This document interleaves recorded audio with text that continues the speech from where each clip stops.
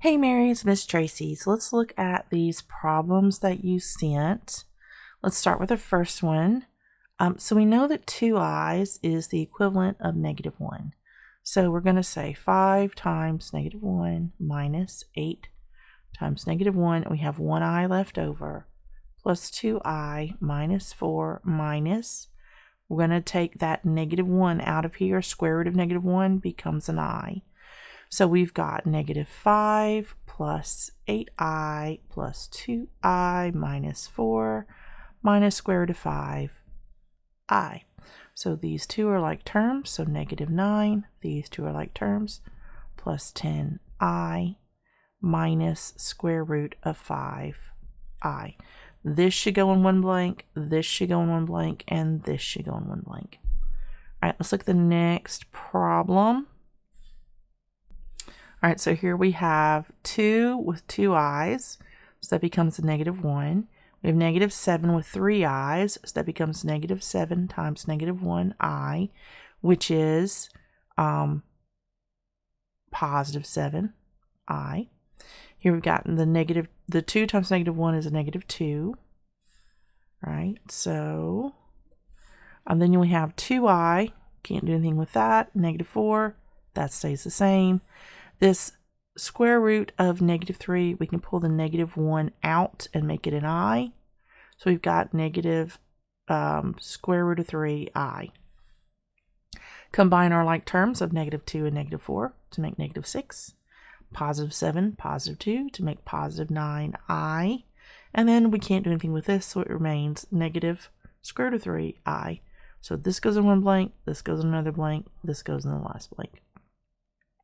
Be sure if it is a negative number that you are including the sign, okay? I think positives don't necessarily have to have it, but negatives, you do have to have that. Let's look at the next problem. All right, so here we've got x plus 12 squared equals 2. So you'd solve it the same way you solve this one, right? So you're just going to take this x plus 12 squared is equal to 2, and we're just going to get rid of the square. So that would cancel. We have x plus 12 is equal to plus or minus the square root of 2. Then we subtract 12 from both sides. X is equal to -12 plus or minus the square root of 2. That would be your solution. Just like that. Now let's look at the next one. We've got x plus 3/4 squared is equal to 13. Do the same thing to that. We're going to unsquare, so the square cancels. So x plus 3/4 is equal to plus or minus the square root of 13. So I'm just going to subtract 3/4 from both sides.